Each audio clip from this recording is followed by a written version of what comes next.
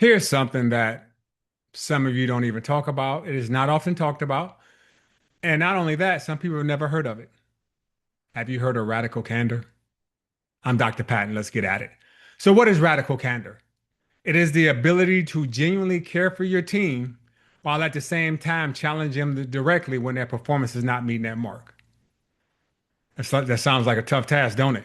So, how do you find that balance? Because too many people are in leadership positions are too busy worried about being a nice guy, being a nice girl.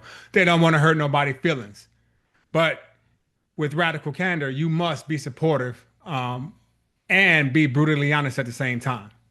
Because if not, you'll fall into that empathy trap. So, what is the empathy trap? It's when you hold back critical analysis and giving feedback that may hurt their feelings. What is that doing for them? You think you're protecting them because you don't want them to realize, how you truly feel. But what does that do? That only hinders their growth. It prevents them from growing and reaching their max potential. So, what do you do? How do you fix it? Well, for starters, be brutally honest. Give that brutally honest feedback. Sometimes the truth hurts. Sometimes it does. It is what it is. It is the reality of being in a leadership position. Everybody's not your friend. Everybody's not going to kumbaya together. That's not how it works.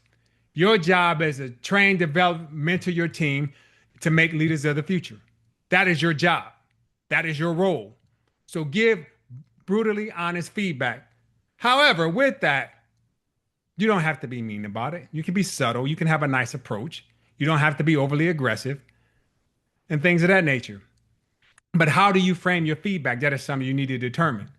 But do not go in there and tear them completely down because they don't want to hear no feedback. Now, granted, if their performance matches that, it's still a way to do it. Start off with something positive, highlight their strength, and then you kind of slowly dive into the areas that need to be improved. You don't have to say they're weak areas, but just tell them where they need to improve at. And then, not only that, you tell them how to improve in those areas. That will prevent you from falling into this empathy trap. It will prevent that. And you're not limiting your feedback, so you're not holding them back. You're allowing them to grow progressively. I'm Dr. Patton, Radical Candor. Out.